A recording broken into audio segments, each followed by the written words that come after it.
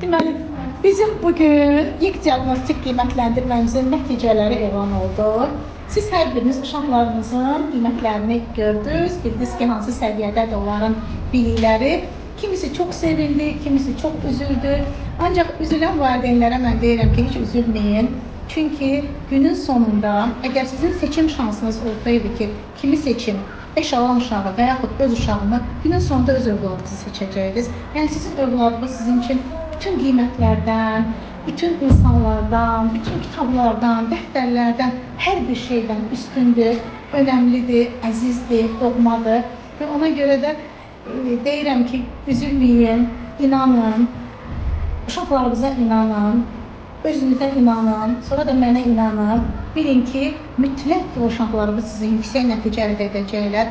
Əgər onların akademik bilikləri belə yüksək olmasa, onlar insan kimi ən yüksəklərdə olacaqlar.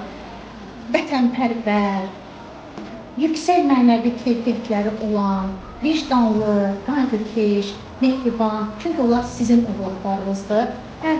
Ən sonunda siz ona mütləq ki, nail olacaqsınız. Çünki o tükür istədiklər, buna əmin olun.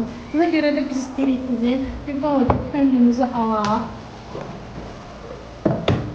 Övladlarımız sizə məktub yazıblar, özləri yazıblar. Bu onların ilk məktubudur sizə. Mən heç bir müdaxilə etməmişəm, heç kimin səhvini düzəltməmişəm, heç kimə istədamlıq verməmişəm. Sadəcə demişəm ki, anana məktub yaz. Mən o məktubları sizə paylayıram.